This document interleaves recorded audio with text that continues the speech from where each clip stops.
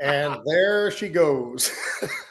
Episode number 128. I think Mark did 127 last week, Pete. That was amazing. Mark did a great job. We had a lot of fun. We covered a lot of ground, John. We got some new stuff to tell people about, but we'll hold off on that. And later on, we're going to be talking about what everybody's talking about is the madness. The madness, I've never seen it anything like what it was and is. So that ought to be a lot of fun. Oh, by the way, do you know where the hockey mecca is these days, John? It's not Minnesota. It's not Michigan. It's not Canada. It's Tampa, Florida. Do you know why? Well, because Jeff Vennick owns the Tampa Bay Lightning. And how about this, John? They had the number 1 attendance last year. They're at number 3 this year. And oh, by the way, the Frozen Four ain't that frozen. It's melting because it's going to be in Tampa in April. Wow. Yeah.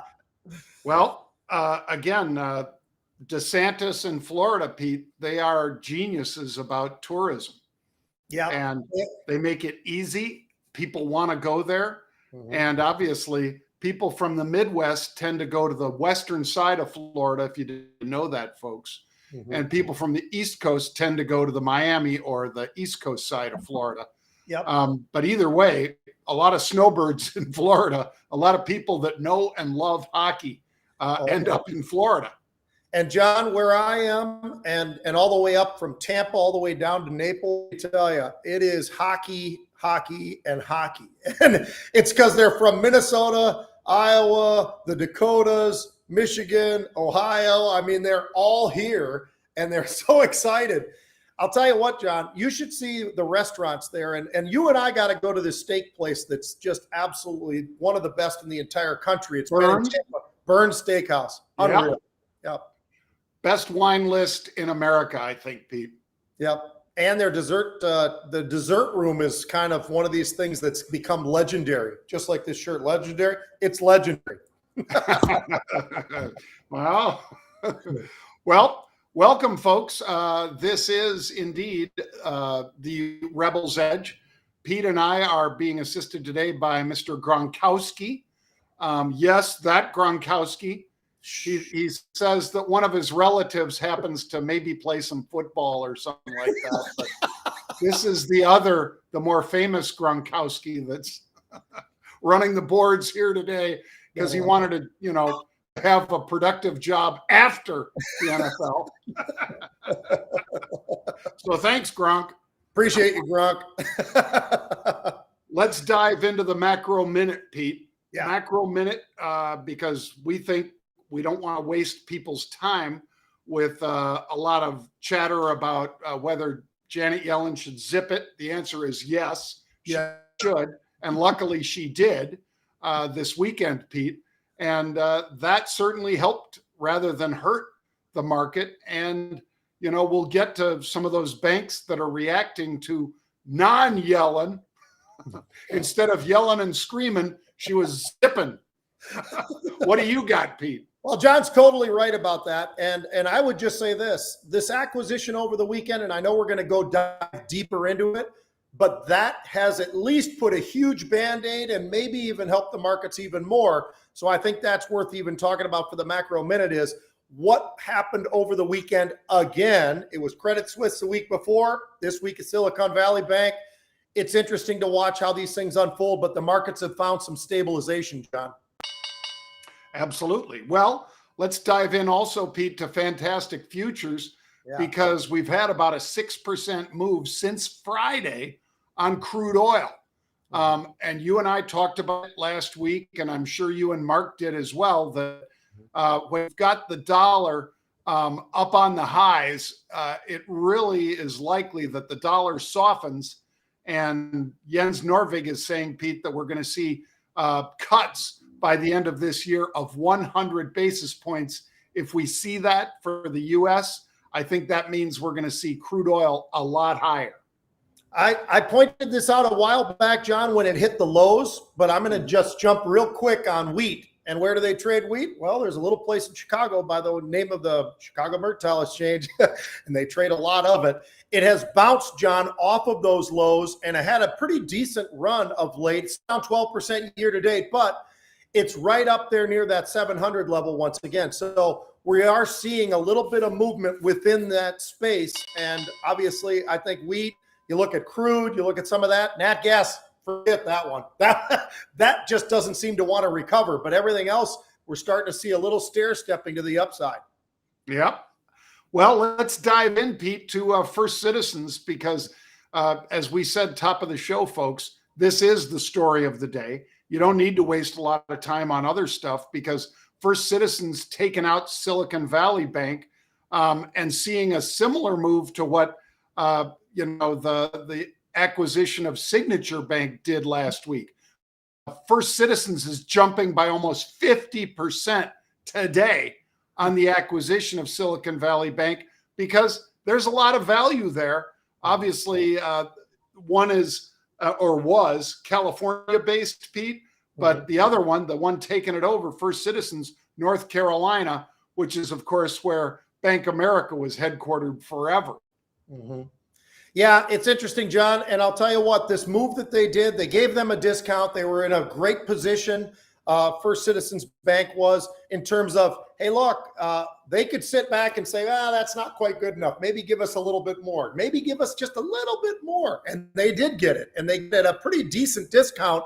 That being said, it's going to be some work, but it certainly gave the regionals and some of the others, John, when you look at what's really driving the markets today in terms of the Dow, it's absolutely the financials, the regionals, but also the big boys as well. So it is something where I think we are getting some progress, and maybe with all of that's been done, this is going to actually start to give the rest of the markets a little bit of a lift as well. But for sure, financials feel a lot more trusted than they did a couple of weeks ago. Absolutely. And you're not seeing those same rush to the teller windows for people pulling money out of banks. And that's one thing, again, once you get a bank run started, it is difficult to stop it. Just like they say in Young Frankenstein, Pete, once you get one started, there's little chance of stopping it short of bloodshed. But that's a great reference. Thankfully, no bloodshed here. Yeah. By the way, Pete, I am also wearing velvet today. God. So as George Costanza would say, if I could, I would just drape myself in velvet or velour all the time. Gronk, I think he's had a Bloody Mary or two. I don't know. No, I'm just kidding. Maybe. All right. Let's look at Coinbase, Pete, because this one was getting cracked. And obviously last week they were hit. They were hit last week as cryptocurrencies got hit. And this week it's because Binance US was being sued by the CFTC, which is, one of the people that thinks they regulate this stuff. Again, Coinbase is an SEC regulated entity because it is SEC, but the CFTC going after Binance US has caused a ripple effect in crypto. Crypto's down, and obviously Coinbase going down with them. And how about the fact today, John, that it opened up at 67? It suddenly, before you could blink an eye, it was trading somewhere very close to 60. Last I looked, it was trading somewhere closer to 61, 62 bucks a share. But it's getting hit pretty hard, and it is interesting to see. I will say this. When you look at the balance sheet, now every company is a little bit different. Some of them have debt for different reasons and so forth. But this is a company that's got a very high cash burn. They've got a lot of short interest in it, John. The balance sheet is okay, but they do have a fair amount of debt. So I think people are always looking at that with some of those concerns. And those guys who are short, those folks that are short out there, are seeing a pretty decent day for themselves. I don't know how much longer they want to stay with that, but obviously Binance certainly is the catalyst of what's going on today. Yep, pushing it lower, fairly heavy turnover, although not like the bank turnover where you're seeing 3 times, 10 times, 15 times normal volume. This one normally trades, Pete, about 20 million shares a day over the last couple of months. Today it's already 16 million, but again, that more or less puts it on track for a regular trading day, maybe just a little bit more than that. So we'll keep watching it. What about Carnival Cruise Lines, Pete? I know we've talked about this one also because of the debt that they've got, but smaller than expected quarterly loss. The stock was initially not down, but it flipped to negative pretty much, even though they're able to exact a much larger fee from the customers that are going on there. And the customers are spending, I guess, lavishly on Carnival Cruise Lines, but that's not helping the stock today.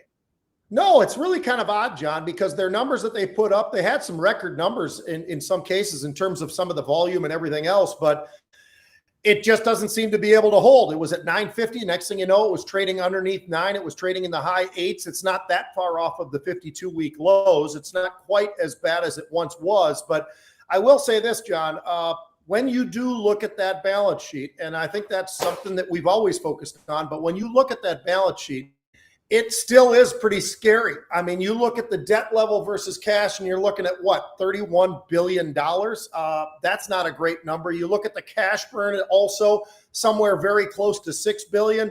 They've got some good numbers going forward, maybe, if people continue to spend the way they are, and they certainly are. The report they gave us were great. But I think when you look at that balance sheet, I think it does still make people a little bit weak in the knees, and I think that's what we're seeing today. Yeah, it certainly is. They're not exactly flooding into the stock, rather exiting. Yeah. All right, let's take a look at Frontier, Pete. Frontier Communications. Morgan Stanley looking pretty smart today because over the weekend they downgraded FYBR to underweight from equal weight, put a $19 target on them. Now, they're going to expand their offerings with the launch of integrated billing with YouTube TV.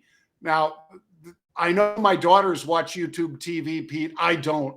But YouTube TV has 5 million subs.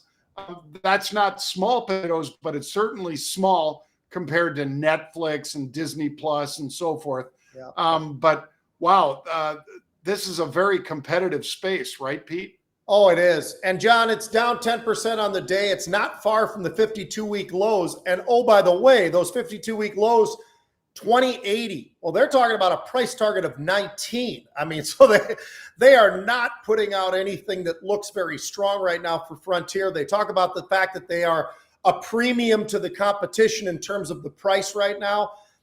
That's everybody's different opinions, I suppose, on things, but they had a lot of growth going. But the one thing is they're slowing the expansion of some of the fiber. And I think that was one more trigger, John. So, you know what? You bring up the YouTube side of it. I agree with you on that. And I just look at this thing. Volume, by the way, here is a little bit more like what the banks were, where it's about 4 times normal today. It's well over 4 million shares. So a lot going on here, a lot exchanging. I don't think you want to try to catch this falling knife right now. No, I'm with you. I'm not trying to catch that knife. All right. Well, folks, Pete and I, we will be able to make an announcement soon. We are down to the basically legal documents for this big streaming deal that we're about to announce. And for that reason, we're not able to give you the unusual activity except behind the paywall for this new company. So all I can really do is tell you that the stock that I was going to talk about today is somebody in the streaming business, and they had a lot of upside call buying, but that's about as much as I can say because the rest of it is going to be behind the paywall. If you want to see or hear about that, you got to go to marketrebellion.com/get started. What do you got, Pete? Well, I got some unusual for you, John, and it's going to be, it's in the tech space. It's a monster trade, actually. And it's going to be pretty interesting. But as you just said, it's going over to marketrebellion.com. So people are going to have to take a look there. Should be a lot of fun. There is a lot going on within different names within the NASDAQ. But this particular name is one of the big names of the markets. And we'll see. A lot of call buying there as well. Expecting even more in a very short time frame, John. So pretty interesting. Pretty interesting. Yep.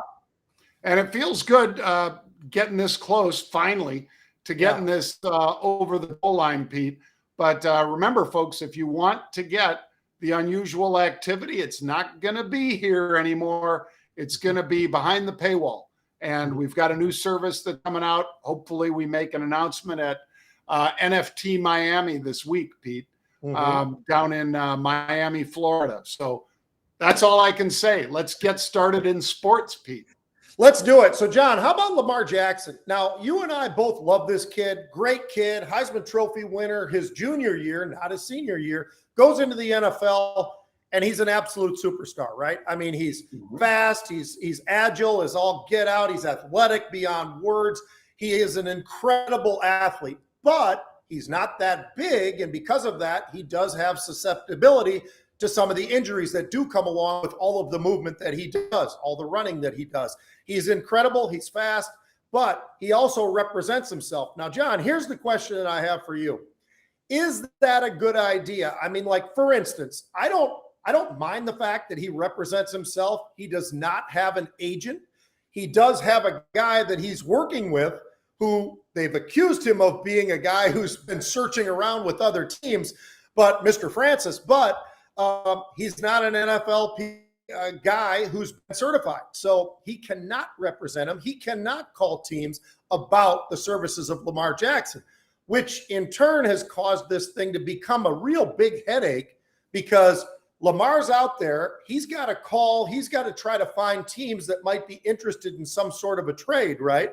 And oh, by the way, the only places he can go are teams that have a first-round draft pick this year and a first-round draft pick next year, or he can't even have those discussions. So, you know, it's all part of how they do the franchise tags and all the rest of it. It's very complicated. But do you think he should have an agent, John? Should he be going out and finding the right agent, give them the money, let them do all of that negotiating while he's trying to do everything he can to be the great quarterback that he is? Yes, is the easy answer, Pete, because I think, Lamar, you're a bright young guy, but it's capped, Pete, at 2%, the agent's fee in the NFL. I might be wrong, but I believe that's the number. And it's not like the old days where it's 10 or 20%, you know, obviously, just like everything else, keeps shrinking down to a smaller amount. And I think if you had the right person out there, Pete, negotiating with the teams that have those first round picks and so forth to see whether or not they could arrange a deal, I think he would have done better.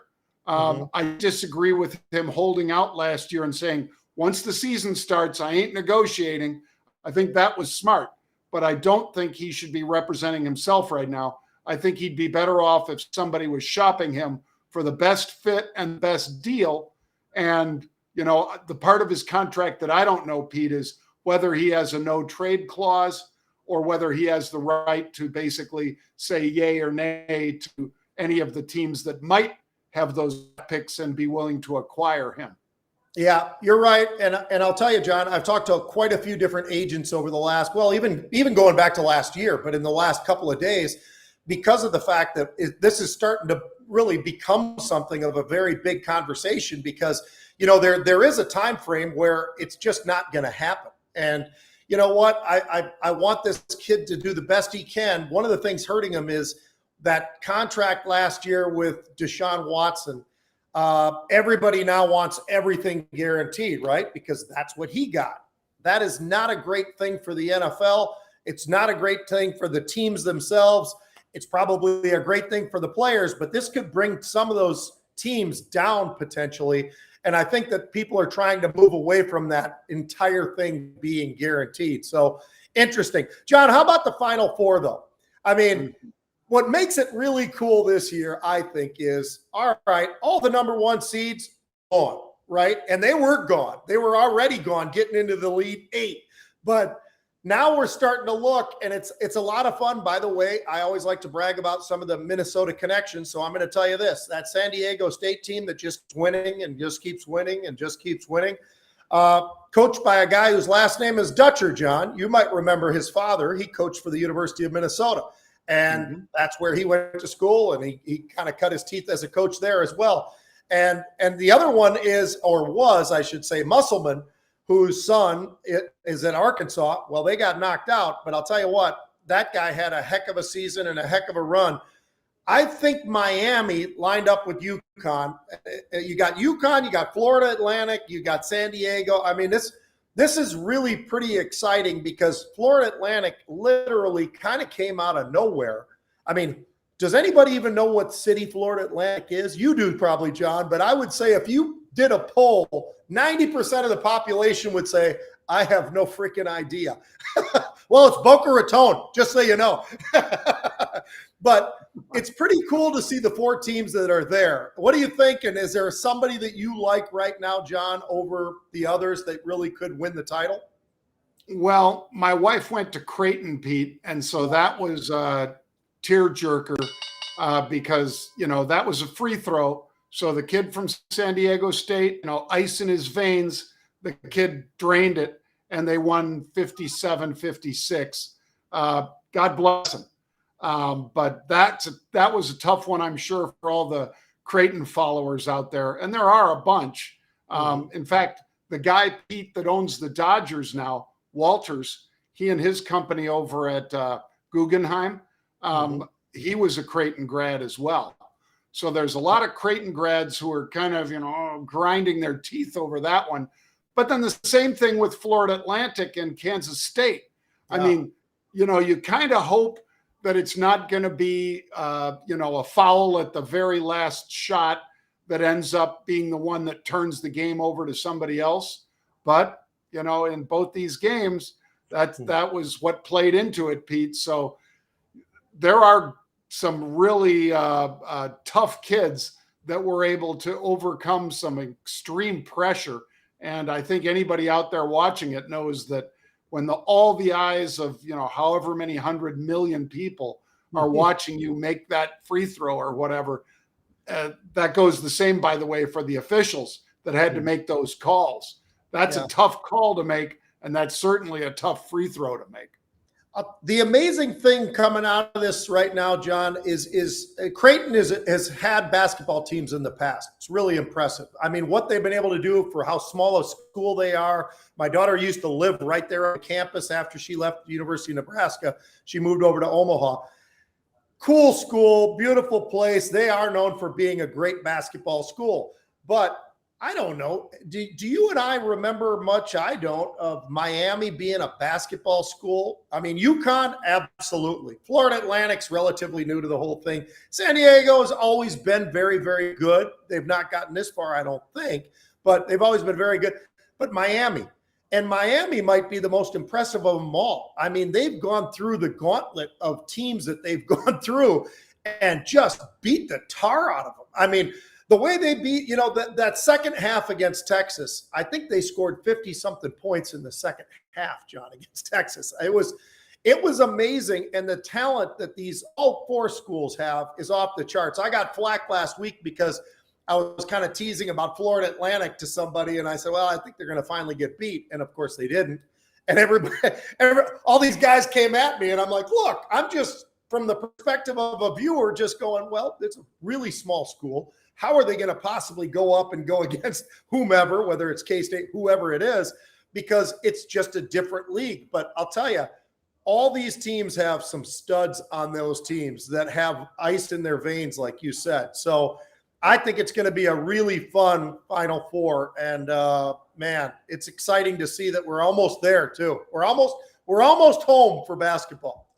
Yeah, it's going to be cool. The road to Houston apparently went through a lot of places that you wouldn't have expected, Pete. That's but right. Congratulations to all those 4 teams. It's going to be fun. Yeah. Well, I'll tell you what else will be fun. Tomorrow we have another Rebels Edge. We encourage you to join us tomorrow, 1 p.m. Eastern time. And as I say, we hope to have the final ink dry on the contract with that big streamer. We're looking forward to it. And we will see you tomorrow at 1 p.m. Eastern time.